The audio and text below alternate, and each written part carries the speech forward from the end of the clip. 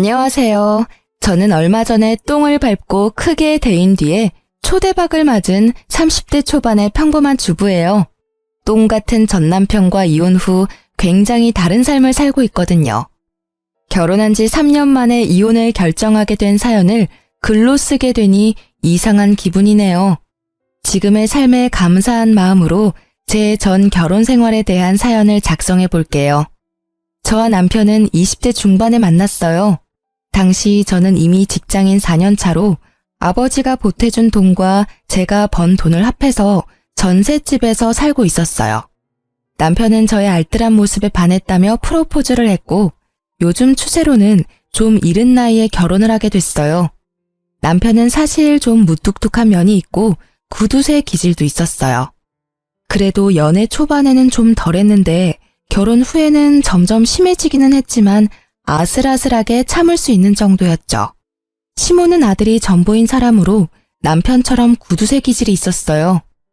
그래도 연애 초반에는 좀 덜했는데 결혼 후에는 점점 심해지기는 했지만 아슬아슬하게 참을 수 있는 정도였죠. 시모는 아들이 전보인 사람으로 남편처럼 구두쇠 기질이 있었어요. 자식은 부모를 닮는다고 했나요? 그 말처럼 두 사람은 똑같이 알뜰살뜰 돈 쓰는 걸 두려워하는 사람이었답니다. 그런 시모와 저는 그다지 가깝지는 않았어요. 시모가 매번 친정과 시댁을 차별한다며 저를 나무랐거든요.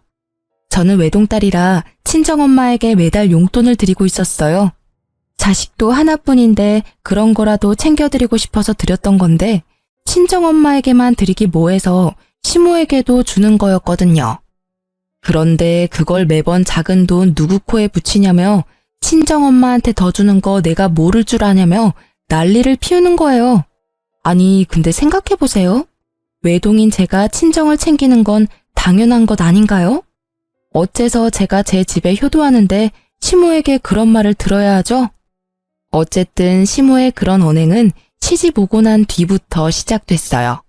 그런 시모와 비슷하게 남편도 돈 문제로 저를 힘들게 하기 시작했어요. 제가 번 돈으로 제가 돈을 쓰는데 남편에게 허락을 맡아야 했거든요. 어차피 사야 할 생필품이지만 매번 허락을 맡아야 했죠. 이때쯤엔 부부 사이가 아니라 거의 상사와 부하 느낌이었어요. 내 돈으로 결제 맞는 더러운 그 기분 알만한 분들은 아실 거예요. 정말 짜증나거든요. 그렇다고 제가 낭비를 하는 것도 아니었어요. 진짜 맹세코 양가 어머님께 드리는 돈이 거의 60만 원 정도고 나머지는 생활비 100, 나머지는 비상금과 적금이었거든요. 제가 한 달에 쓰는 돈은 거의 20만 원도 되지 않았어요. 그런데 그마저도 많이 쓰니 적게 쓰니 쓸데없다느니 처음에는요. 저도 좋게 생각했어요. 이게 다 나중에 좋은 집에서 살고 좋은 차 몰고 다니려면 어쩔 수 없는 희생이다 라고 말이죠. 그런데 뒤로 갈수록 이게 아니다 싶을 정도로 심할 때가 있었어요. 지금 보면 그냥 그 사람은 구두쇠였을 뿐이고 더 악질적이게도 남의 돈도 자기 돈이라고 생각하고 있었던 거였어요. 제가 이 짠돌이 남편과 싸우게 된 첫 번째 사건의 계기는 바로 친정집 세탁기 때문이었어요. 친정엄마와 평소처럼 통화를 하는데 엄마가 최근에 세탁기가 고장났다고 하더라고요. 처음에는 수리를 생각했는데 오래된 세탁기라 생각보다 수리비가 너무 많이 나와서 어떻게 할까 고민 중이라고 하더라고요. 그래서 저는 제가 모아둔 돈도 있고 저번 명절 때 남편의 성화로 용돈도 많이 못 드린 것도 있어서 제가 세탁기를 새로 사드리기로 했어요. 친정엄마는 걱정하셨지만 저는 제 돈이고 친정에 쓰는 돈인데 괜찮을 거라고 생각했어요. 솔직히 남편의 반응이 조금 신경 쓰였지만 지도 양심이 있으면 장모한테 못 해준 거 내가 해준다고 뭐라 하지는 않겠지 하는 생각도 있었죠. 그래서 이왕 해주는 김에 세탁기에 건조기까지 해서 드렸거든요. 친정엄마가 50견이 와서 빨래 넣을 때 너무 힘들다고 하신 적이 있어서요. 겨울철이나 장마철에도 빨래 말리기 편하니 친정엄마 집안일이 조금이라도 줄어들 거라 생각해서 선택한 거였어요. 새 세탁기와 건조기가 들어가는 날 부모님과 같이 있었는데 부모님은 무척 좋아하셨고 저는 이걸로 끝이라고 생각했죠. 남편도 모를 거라고 생각했는데 카드 내역이 우편으로 날아올 줄이야. 일부러 카드 실적 채우려고 카드로 구매했는데 남편이 그 내역을 보고는 당장 가지고 와서 따지더라고요. 여보, 이렇게 비싸게 주고 산 게 뭐야? 거의 400만 원에 가까운 돈을 주고 도대체 뭘 산 거야? 돈도 없는데 이만큼이나 돈을 썼어? 아, 그거 우리 친정에 세탁기 고장났다고 하더라고. 그래서 내가 하나 사드렸어. 사드리는 김에 건조기도 같이 해드렸어. 그러잖아도 엄마 매번 빨래 넣을 때 오십견 때문에 아프다고 하셨거든.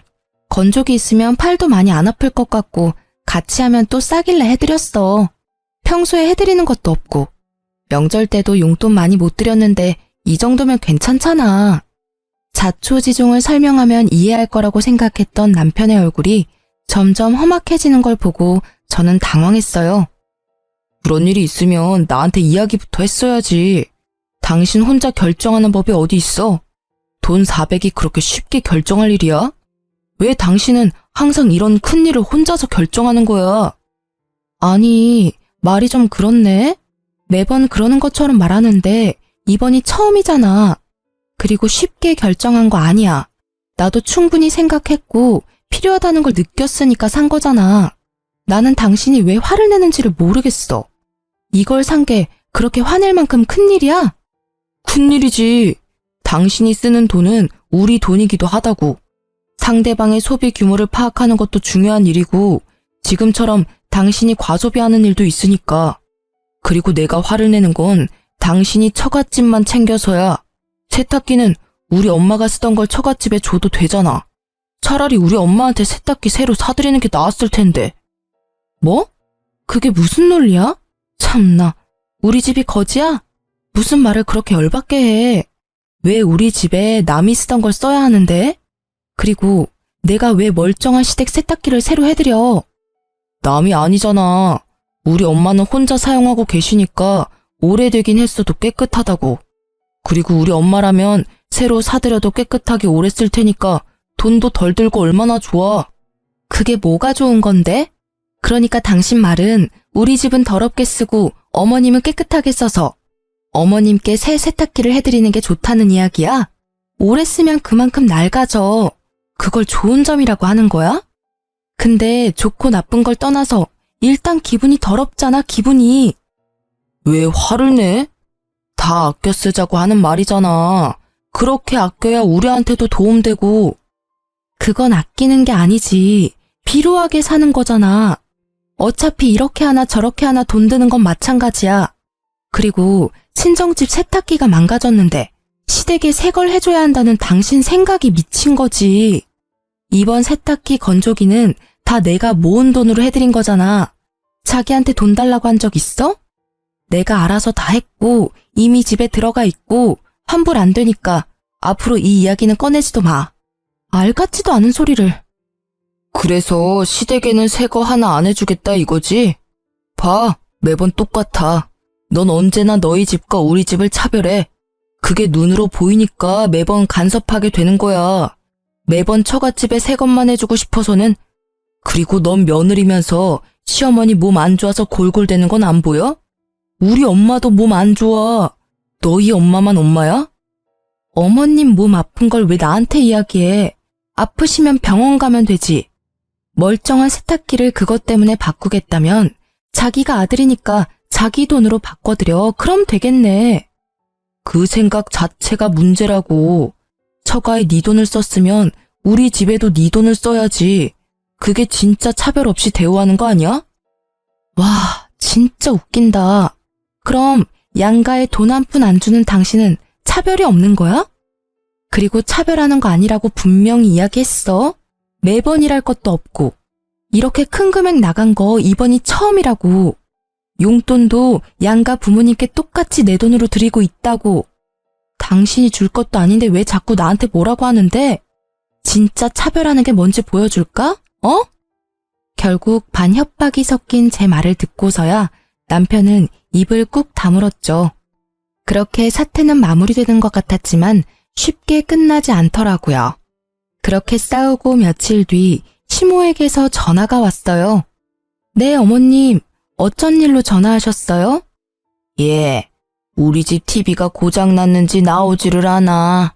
와서 한번 보고 고쳐주던지 해야겠다. 시모는 항상 무언가 원하는 게 있을 때만 먼저 연락을 했거든요. 이번에는 TV를 고쳐달라거나 사달라는 것처럼 보였죠. 네, 알겠어요. 제가 남편에게 잘 전해놓을 테니 조금만 참으세요. 그렇게 저는 시모의 전화를 끊고 바로 남편에게 전화를 걸었어요. 여보, 어머님이 집 TV가 망가졌다고 전화 오셨던데 와서 봐달라고 하시는데 수리가 될까 모르겠네. 워낙 오래된 TV라. 그래서? 그래서라니. 가서 한번 봐드리고 와. 내가 가서 고쳐지는 것도 아닌데 내가 왜 가? 남편의 말에 당황한 것은 저였어요. 지금 당장 가서 고쳐주겠다고 해도 모자랄 판에 왜 이렇게 새초롬하게 구나 싶었는데 남편이 저에게 한방 날리더라고요. 당신이 당신 돈으로 엄마네 TV 바꿔주면 되잖아. 차별하지 않는다고 했으니 그렇게 해줄 거지? 그럼 너는 뭘 해줄 건데? 뭐? 내가 왜 해줘야 되는데? 당신이 알아서 하라니까? 그게 차별하지 않는 거지. 장난치는 것도 정도가 있거든? 야, 친정집 세탁기 고장났을 때 네가 돈 한 푼이라도 냈어? 땡전 한 푼 보태준 적도 없으면서 뭐? 나더러 시어머니 TV까지 해내라고? 네가 친정집에 뭐라도 해주면 나도 해줄게. 그러니까 뭐 해줄 건데? 너 해주는 거 봐서 시댁에 해준다니까? 내가 돈 한 푼 안 냈다고 잔소리하지 말라고. 나는 아끼자고 분명히 이야기했잖아. 그런데 그만큼 큰 돈을 나랑 상의 없이 쓴 건 분명 당신 탓이지. 왜 나한테 화살을 돌려? 당신 돈으로 처가에 뭔가를 사줬으면 똑같이 당신 돈으로 시댁에도 사줘야지. 몰래 처갓집에만 가전 사주고 이러는 거 그게 처갓집이랑 시댁 차별하는 거 아니야? 말도 안 되는 말을 논리적으로 하려고 애쓰는 미친 남편 놈을 보며 저는 화를 꾹 누르며 맞받아쳤어요. 아, 그래. 그럼 이렇게 하면 되겠네. 우리 친정집에 TV가 오래되긴 했지만 자주 안 보셔서 깨끗하고 잘 나와. 그러니까 그거 어머님 드리고 친정집에 새로 TV 사드리면 될 것 같아. 괜찮은 생각이지. 얼마 전에 당신이 생각해낸 획기적인 아이디어잖아. 남편의 되먹지 못한 발언에 열받은 저는 남편에게 들었던 말 그대로 돌려줬어요. 그랬더니 이번에는 말도 안 하고 가만히 듣고만 있더라고요.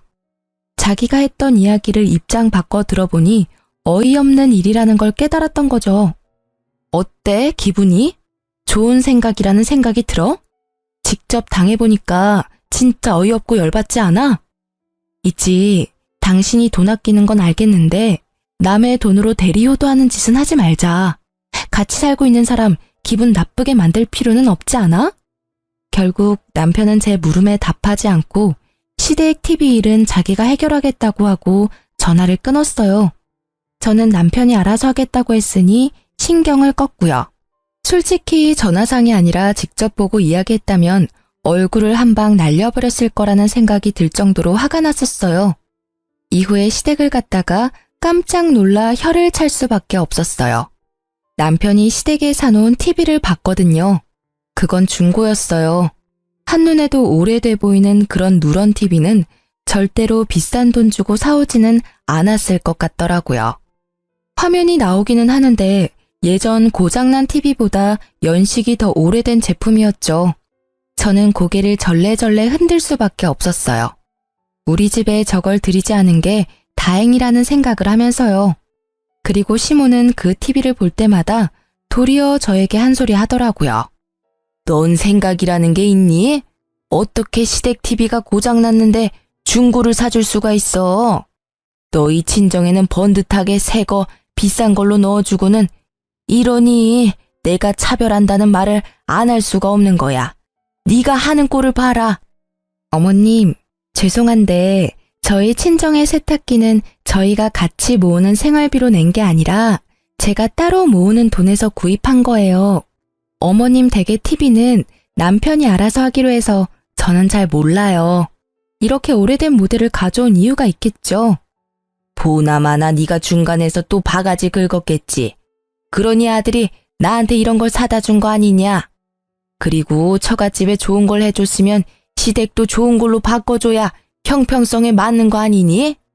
이 집안에 시집 와서는 여전히 친정에 마음을 두고 있으니 객식구밖에 더 되는 거 아니겠니?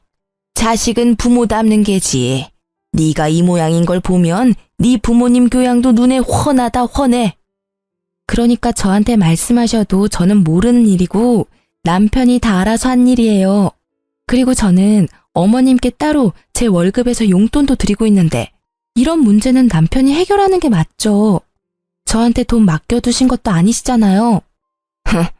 쥐꼬리만한 용돈 준다고 아주 유세를 떠는구나.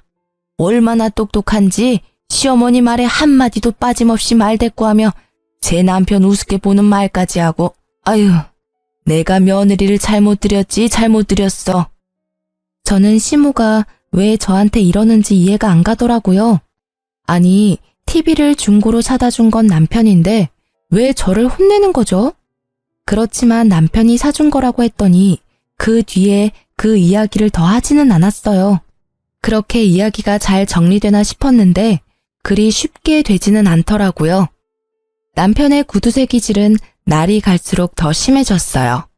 그리고 그만큼 저도 시달리는 일이 많았죠. 물티슈 쓰는 것부터 물 사 먹는 것까지 간섭하며 저를 낭비하는 사람처럼 몰아가더라고요. 그래도 마음을 다잡아보려 했는데 더 큰일이 터져버리고 말았어요. 그날은 주말이라 오랜만에 부부둘이 같이 느긋하게 시간을 보내고 있었어요. 평소에는 둘 중 한 명이 야근으로 늦는 일이 많아 서로 얼굴 보기가 쉽지 않거든요. 늦잠을 자고 일어나려는데 전화가 울리더라고요. 친정엄마였어요. 여보세요? 엄마, 무슨 일 있어? 목소리가 왜 이렇게 갈라졌어? 얘, 어떡하니? 네 아빠 상태가 위독하대. 의사 말로는 오래 못 갈 거라고 하는데? 상태가 그렇게 많이 안 좋대? 좋은 약이라도 좀 써보라고 내가 의사쌤한테 말해볼게. 이미 그 단계는 이미 지나서 효과가 없을 거라고 말하더라. 그래도 원하면 써보긴 할 텐데 지금은 의미가 크게 없다고. 그래서 이렇게 손 놓고 기다려야 하는 거야? 좋아지기를 바라지만 아무리 봐도 상태가 안 좋아. 너도 나도 마음의 준비를 해야 한다고 선생님이. 울지 마. 지금 내가 갈게. 잠깐 기다리고 있어봐. 아니야, 됐어. 어차피 와도 너 못 들어와. 보호자 한 명만 특정 시간에 들어올 수 있대. 임종 때는 가족들 와서 봐도 된다고 하지만 아버지도 아버지지만 엄마가 걱정돼서 그러지. 병원비도 많이 나왔을 건데.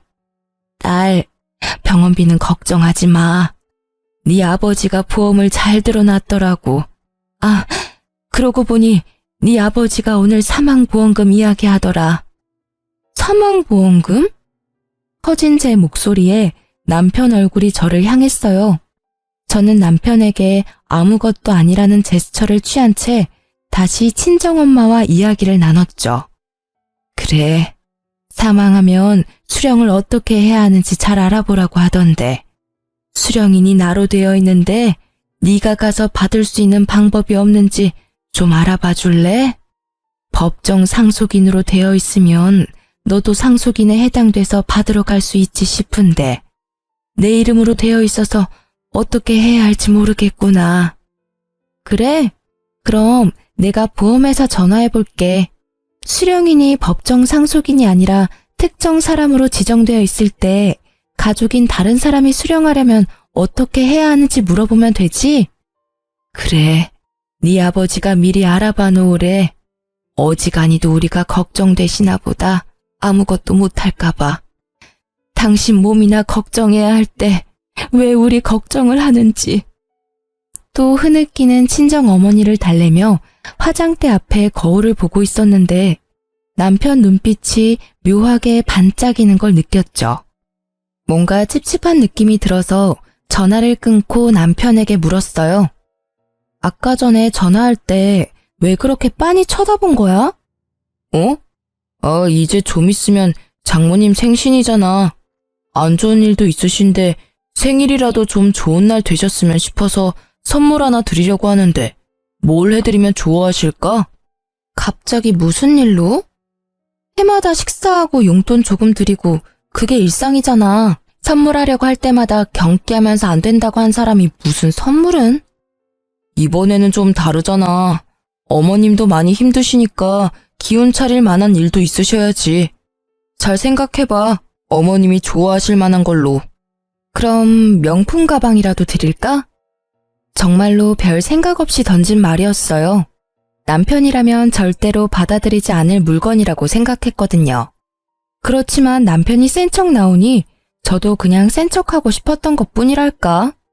진짜 아무 생각 없이 던진 말이었는데 그런데 이게 무슨 일인지 갑자기 남편이 알겠다고 하더라고요.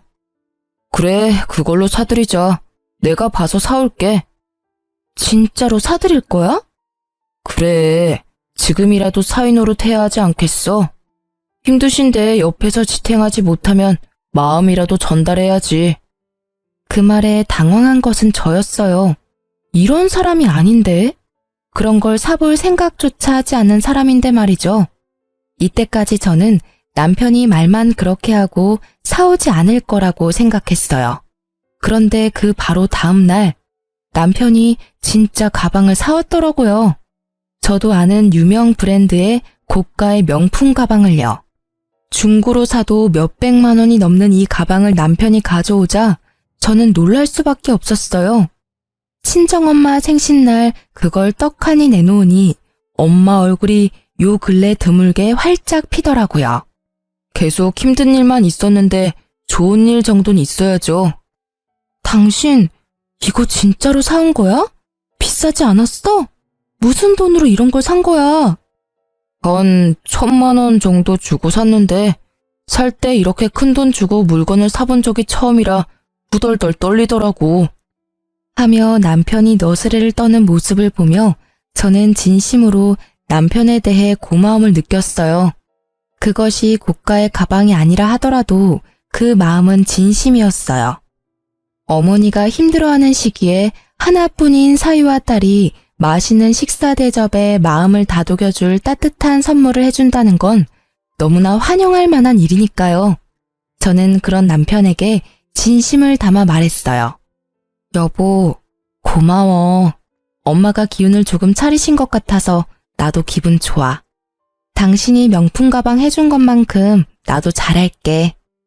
뭘, 해야 할 일을 했을 뿐인데 너무 신경 쓰지 말고 장모님 잘 지탱해드려.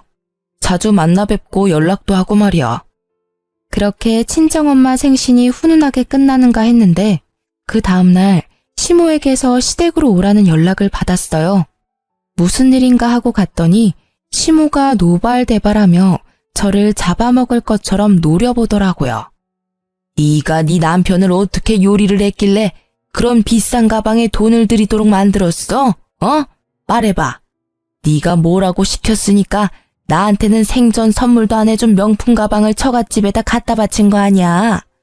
차별한다 내가 말했지만 이렇게 티가 나도록 나를 무시할 줄은 몰랐구나. 알고 보니 저희 엄마 카톡 프로필이 수정된 걸 보고 시모가 개거품을 문 거죠. 사위가 선물해준 가방. 그리고 사진에는 선물 받은 가방 사진이 떡하니 있었죠. 저는 당황했어요. 사실 처음에 뭘 사줄까 하고 물었을 때 명품 가방이라고 대답한 건 저였으니까요. 솔직히 진짜 사올 줄 누가 알았겠어요? 그러니 저도 시모에게 미안한 마음이 들더라고요. 어머님, 진정하세요. 그 가방은 저희 어머니 생신 선물로 이이가 선물해준 거라. 어머님 생신 때는 제가 예쁜 걸로 사드릴게요. 생일까지 어떻게 기다리니? 그리고 너희들 진짜 이러는 거 아니다. 내가 돈 때문에 명품 가방 때문에 이러는 거 같지? 아니야. 이런 사진 보면서 남편 없는 내 신세가 서럽고 자식이며 며느리한테도 홀대받는 내 인생이 불쌍해서 아이고. 말릴수록 더 심하게 과장되게 울고불고 하는 시모를 남편은 팔을 잡고 끌고 나가려고 했어요. 어머니, 잠깐 나가서 이야기해요. 조용한 데서 이야기 좀 하자고요. 놔. 내 전현한테 직접 들어야겠어. 너를 어떻게 구워 삶았길래, 제발요. 따라오세요. 결국 시모를 끌고 가다시피 한 남편은 시모와 집 밖으로 나갔어요. 저는 걱정이 됐어요. 말주변 없는 저 사람이 제대로 말을 전달할 수 있을까 하고요. 정말 작은 걱정이었지만 이때는 너무 미치겠더라고요. 말 한마디에 진짜 시모의 분노를 살 수 있으니까요. 그래서 몰래 저도 나가서 이야기를 들으려고 했는데 마침 베란다 문이 열려 있더라고요. 시댁 집이 2층이라 당장 베란다 쪽으로 나가서 몸을 기울였어요. 처음에는 소곤거리는 소리라 안 들렸는데 최대한 집중하니까 잘 들리더라고요. 장인어른이 지금 위독하신데 곧 돌아가실 것 같아요. 근데 보험을 빵빵하게 들어놓으셨는지 사망보험금이 어마어마하더라고요. 나중에 그거 타면 어머니한테 더 좋은 거 해드릴 테니까 조금만 참아요. 예? 와이프 외동딸이잖아. 장모님이 받아도 반은 와이프 몫이거든요. 그러니까 지금은 참으시라고요. 그 돈 들어올 때까지만. 그래? 아이고 잘 됐네. 쓸모도 없는 며느리 이제야 쓸 일이 생겼어. 잘 됐다 얘. 보험금 타면 그걸로 팔자 피는 건 순식간이야. 그 집안에서 너희 결혼할 때 해준 거 하나도 없더니 죽을 때가 되니 도움이 되는구나. 너도 이제 팔자 피는 거야. 잘 됐어. 저는 제 귀를 의심했어요. 내가 들은 게 진짜 현실인가? 이건 꿈이 아닌가? 하는 생각이 들 정도였죠. 두 사람이 돌아오는 소리가 들려 저도 불이 나게 현관으로 달려나갔죠. 열이 받아서 두 사람에게 한 소리 하려고 결심하던 차에 친정엄마한테 전화가 왔어요. 저는 남편과 시모를 두고 그대로 밖으로 나가 전화를 받았죠. 응, 엄마, 무슨 일이야? 예, 어떻게 이럴 수 있어? 사위한테 받은 가장고리가 떨어져서 수리하러 갔더니 자기네 제품이 아니라며 수리를 거부하던데 이거 설마 가짜 제품이니? 뭐? 그게 무슨 말이야? 아이고, 내가 거기서 받은 수모를 생각하면 손발이 떨리고 아니, 가품을 줬으면 가품이라고 말을 해주면 될 것을 왜 가짜를 진짜라고 속이는 거니? 저는 그 길로 불이 나게 친정으로 달려갔고 그 가방을 들고 전문 매장을 찾았어요. 직원이 딱 보더니 SA급도 아닌 B급 짝퉁이라더군요. 저도 친정어머니도 명품을 직접 본 적이 없으니 그게 가짜인지 진짜인지 알 길도 없었던 거고요. 실망한 친정어머니를 달래는 저는 수치스러움과 분노로 머릿속이 가득 찼어요. 이혼. 바로 이날 저는 이혼을 결심하게 됐어요. 막대 먹은 무개념 짠돌이 남편과의 이혼을 말이죠. 그리고 저는 그 나쁜 놈과 아버지를 모욕한 시모에게 복수를 계획했어요. 지들이 했던 대로 아주 치사하고 더럽고 열받는 복수를 말이죠. 이후로 저는 대놓고 시댁과 친정을 차별하기 시작했어요. 좋은 것이 있으면 무조건 시모가 있는 데서 친정에 해줘야겠다고 이야기하고 제가 모은 돈을 털어서 친정에 바리바리 먹을 것, 입을 것, 가전제품 같은 것들을 해다 줬어요. 남편과 시모가 볼 때 더 많이 해드렸죠. 시모에게 이보다 더 크게 열받는 일이 있을 수 없고 남편은 유산 때문에 꾹 참고 있는 게 보였죠. 그래도 본인도 참기 힘들었을 거예요. 말하고 싶은 걸 참느라 힘들어 보였거든요. 그치만 이제 짠돌이가 힘들어하든 말든 제 알 바 아니죠. 무개념 막말 시모는 결국 참지 못하고 제게 한 소리 해댔어요.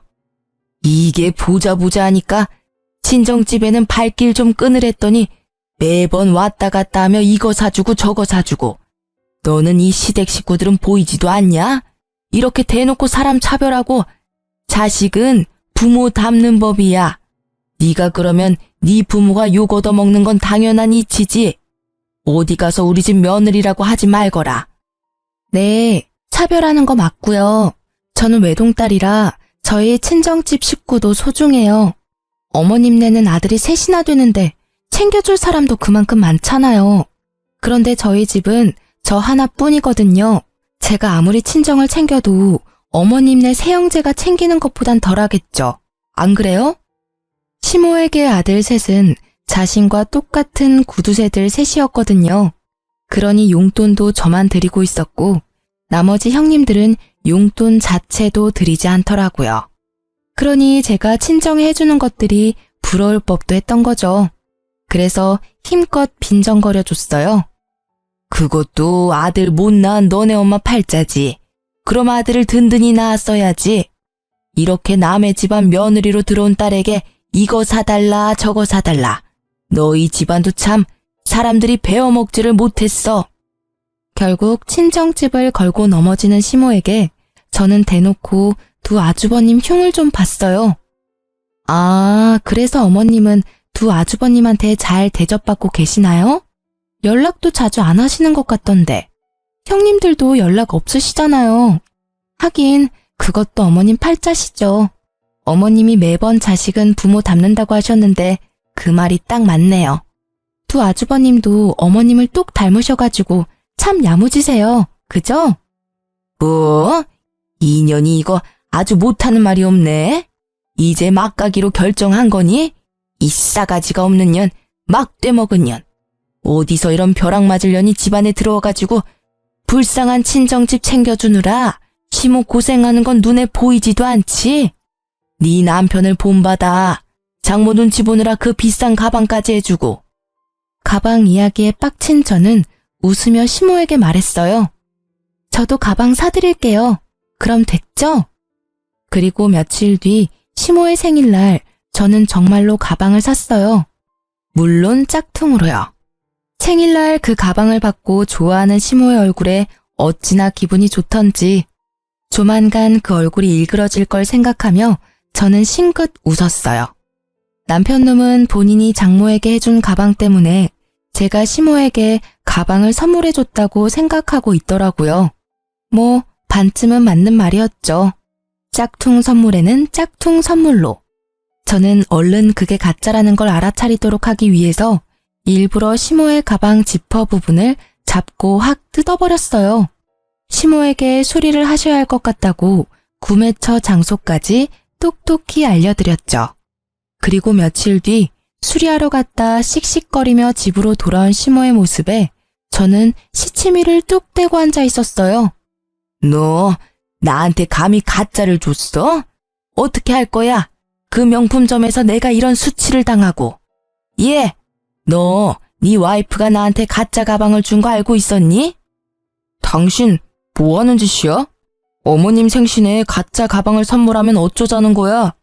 진짜 개념도 없고 생각도 없구나. 내가 장모님께 해준 게 얼만데 이런 식으로 은혜를 원수로 갚아. 은혜 같은 소리하고 자빠졌네. 야, 다른 사람은 다 나 욕해도 당신이랑 어머님은 나 욕하면 안 되지. 당신이 했던 짓이 있는데 나를 탓하는 건 웃기지 않아? 뭐라는 거야, 얘가? 어머님, 모르셨어요? 댁의 아드님이요. 장모한테 B급 가짜 가방을 줬더라고요. 생신 선물로요.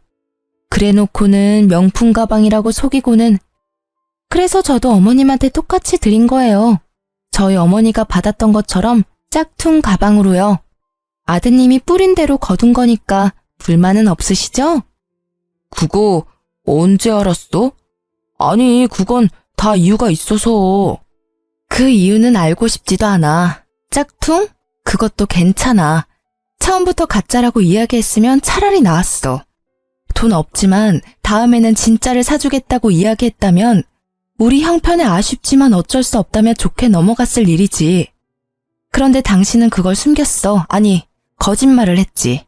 1,000만 원이 넘는 가격으로 산 것처럼 사기를 쳤어. 자기 장모한테 말이지. 이 사기꾼. 서슬퍼런 제 모습이 처음인지라 남편과 시모는 놀란 눈치였어요. 그런 남편의 모습에 저는 한 방 더 먹여주기로 했어요. 그리고 한 가지 더 말해주는데 그 일 덕분에 우리 엄마가 괘씸해서라도 나한테는 아버지 보험금 안 주겠대. 어차피 지정수령인이라 엄마한테 다 가는 거라 나는 한 푼도 못 받는다고. 뭐? 그게 무슨 말이야? 당신도 법정 상속인인데 왜 못 받아? 나도 몰라? 아니면 우리 엄마한테 직접 물어볼래? 진짜로 안 줄 생각인 건지. 남편 놈이 진짜로 급했는지 친정엄마한테 곧바로 전화를 걸더군요. 그 탐욕 가득한 눈빛이 어찌나 한심하던지. 물어보랬다고 그걸 전화하는 저 뻔뻔함에 치를 떨었죠. 어머님, 저 한 가지만 여쭙겠습니다. 혹시 와이프는 장인어른 사망보험금 못 받습니까? 그래, 자네는 우리 집을 뭐라고 생각하는 겐가? 자네 장인 사망보험금은 이 집에서 알아서 할 일이야. 자네가 신경 쓸 일 아니지. 나는 지금 자네에게 크게 실망했어. 이런 무례한 전화도 그 중에 하나지. 더 이상 할 말 없으니 이제 더 이상 나한테 전화하지 말게. 미리 친정엄마와 계획해둔 거였어요.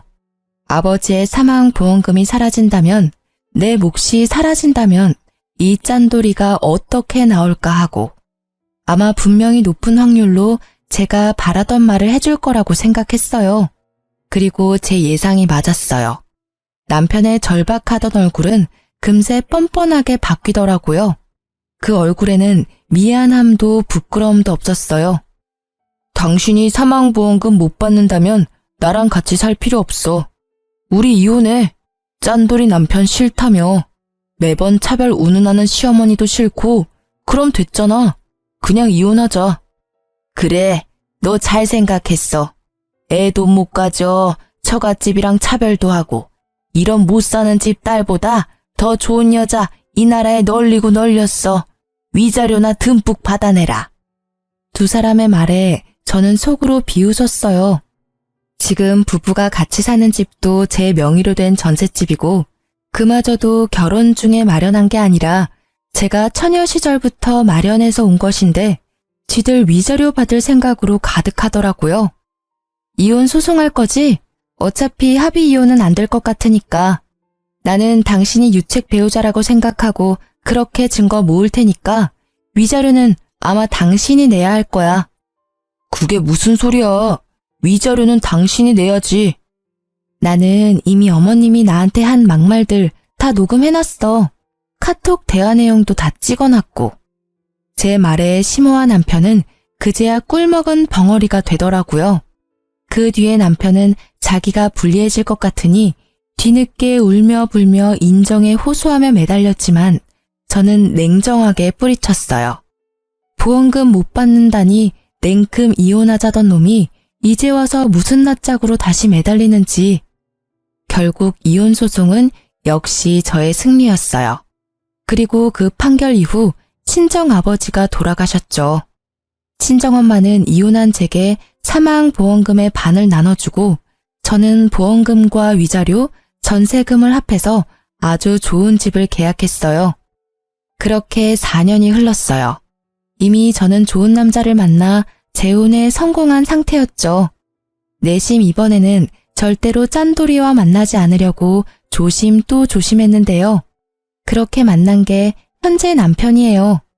작은 상가를 소유한 남자로 결혼 직후 아기 천사가 찾아온 덕분에 저는 회사를 그만두고 아이 육아에만 힘쓰고 있었죠. 그러다 아이를 어린이집 보내고 남는 시간엔 남편 상가에 가서 일을 조금씩 도와주고 있었어요. 그리고 어느 날 남편 건물에 청소 여사님 면접을 보기로 해서 아기를 안고 건물 관리실로 들어갔어요. 그 안에는 면접을 보기 위해 온 연세 지긋해 보이는 여사님들이 계시더라고요. 그리고 고개를 돌리다가 저는 익숙한 얼굴과 마주쳤어요. 바로 전시모였어요. 전시모는 제 모습을 보더니 제가 이곳에 면접 보러 온 줄 아시더라고요.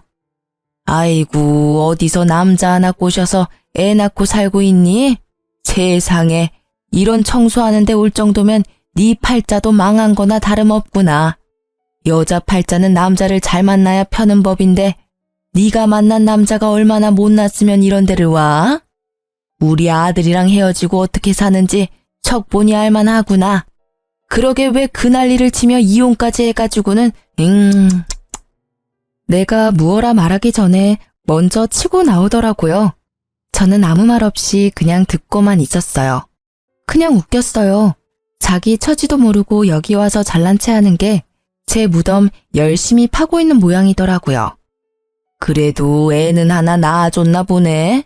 우리 애가 너한테서 애 보기 싫어서 애를 안 가진 거 아니니? 잘했지. 애라도 있었으면 얼마나 울고 먹었을 거야. 애 있다고 양육비 내놓으라 어쩌라 했겠지. 애가 없는 게 얼마나 다행인지. 아무 말 없는 거 보니 너도 네 처지가 부끄럽긴 한가 보네. 그렇게 말하던 전시모의 눈이 제가 들고 있던 가방을 향하더라고요. 남편이 사준 브랜드 제품 가방이었는데 그걸 보고 피식 웃더라고요. 나쁜 버릇 또 나왔구나. 청소나 하러 다니는 주제에 가짜 명품 가방을 들고 다니니? 나한테 짝퉁 가방 선물할 때부터 알아봤어. 그것도 가짜지? 줘봐. 그때 내가 당한 수치를 생각하면 지금도 화가 가라앉지를 않아. 그러면서 제 가방을 뺏어갔어요. 가방을 험하게 다루며 상처를 내길래 제가 말해줬어요. 그거 가품 아니고 진품이에요. 이미 가죽에 기스가 났네요. 수리 비용 주실 거죠? 이거 수리 안 되면 하나 통으로 사주셔야 하는데 그 정도 능력은 있으신 거겠죠? 하긴 아드님이 셋이나 계시는데 그 정도 돈 없겠어요? 제가 차분하게 웃고 있으니 전시모도 약간 이상하게 생각한 듯 하더라고요. 제 가방이 바닥에 내팽겨쳐질 때 마침 관리실 문이 열리면서 관리 직원이 인사를 하러 나왔죠. 아이고 사모님, 왜 거기서 계세요? 여기 안쪽으로 와서 앉으세요. 사모님? 저는 전시모가 바닥에 떨군 가방을 들어 먼지를 툭툭 털어냈죠. 고개를 드니 전시모의 얼굴이 새하얗게 질린 게 보이더라고요. 그제야 상황 파악이 된 것 같더라고요. 제가 일하러 온 사람이 아니라는 것과 자신이 던져버린 가방이 가품이 아닌 진품이라는 걸요. 네, 제가 사모님이고 오늘 이 건물 청소 여사님 구하는데 지금 남편이 면접 좀 봐달라고 해서 온 거예요. 일단 한 분씩 안쪽 방에서 면접 볼게요. 저희는 연이 있으니 먼저 면접 봐드릴게요. 안으로 들어오세요. 저와 전시모가 관리인 방으로 들어갔어요. 따라오지 않을 줄 알았던 시모가 놀라서 그런지 아무 생각 없이 순순히 따라 들어오더라고요. 저희는 가족처럼 함께 일할 여사님을 구해요. 월급도 근처 분들보다 더 쳐드릴 건데 그만큼 열심히 해주셔야 되고요. 개인적으로는 꼭 맡아서 해주셨으면 좋겠어요. 이제껏 알뜰하게 사시는 걸 제가 잘 봤잖아요. 우리 건물도 그렇게 알뜰살뜰 잘 꾸려서 청소해 주실 것 같아서요. 제 말에도 아무 대답을 하지 못하더라고요. 불과 5분 전과는 정반대인 상황이 너무 웃겼어요. 그리고 그 사색이 된 표정에 통쾌하기도 했고요. 절 괴롭힐 때는 보지 못했던 얼굴이 너무 속 시원했어요. 그런데 전 남편은 뭐 하는 사람인지 모르겠네요. 대체 뭘 하고 다니길래 늙은 노모를 일하러 여기까지 보냈대요? 요새 일 다니고 있긴 해요? 혹시 여전히 너무 알뜰하게 살아서 연세 드신 어머니 밖으로 일하러 보낸 걸까요? 뭐든 적당히 해야 하는 법인데 말이에요.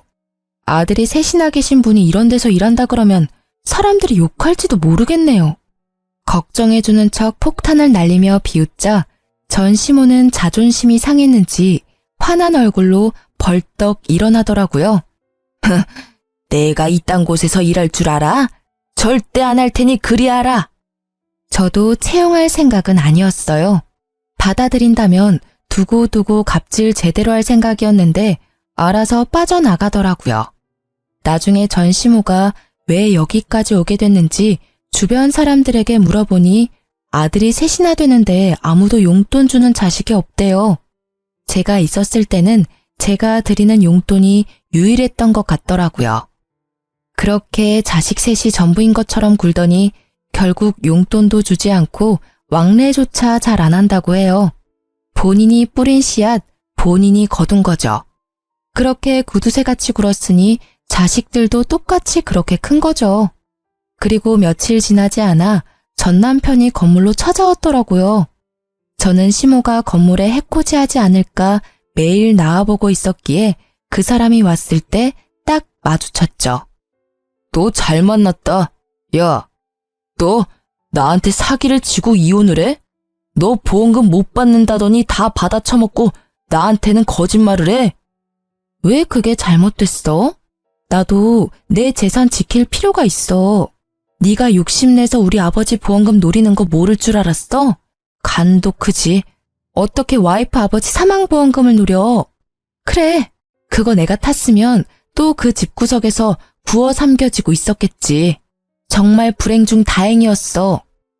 뭐? 이게 말이면 다인 줄 아나? 야, 이딴 작은 상가 하나 가지고 있다고 무서운 줄 모르나 본데 나는 니년 절대 용서 못해. 나한테 거짓말하고 이혼한 거니까 사망보험금은 토해내야지. 그게 맞는 거잖아. 그게 왜 맞는 말이야? 그리고 그걸 내가 왜 토해내? 아버지 사망보험금은 엄밀히 따지면 우리 엄마 거야. 그리고 이 건물? 이거 내 거 아니야. 내 남편 거지. 그러니까 남편 불러서 법적 대응하기 전에 얼른 꺼져. 앞으로 이 근처 얼씬거리지도 마. 알아들었어? 이 찌질아. 건물이 남편 거라는 이야기에 전 남편은 사색이 돼서는 말 한마디 못하고 나가더라고요. 아니, 와이프 아버지 보험금 못 받는다는 이유로 이혼하자고 했던 놈이 다시 찾아와서 이럴 줄은 상상도 못했어요. 정말 찌질함의 끝을 보여준 더러운 놈이었어요. 그 일이 있고 나서는 찌질한 전 남편을 본 적은 없었어요. 재혼한 남편이 제 이야기를 듣고는 눈에 불을 켜고 건물을 지키고 있거든요. 그래도 찌질이와 헤어지고 좋은 남자 만나서 다행이라고 생각해요. 지금 남편은 저희 친정에 너무 잘해줘서 가끔 미안할 정도거든요.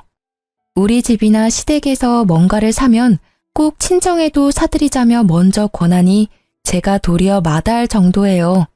솔직히 우리 집에 너무 잘해주니까 저도 자연스레 시댁과 남편에게 더 잘하게 되더라고요. 뿌린 대로 거둔다는 말이 틀린 게 없네요.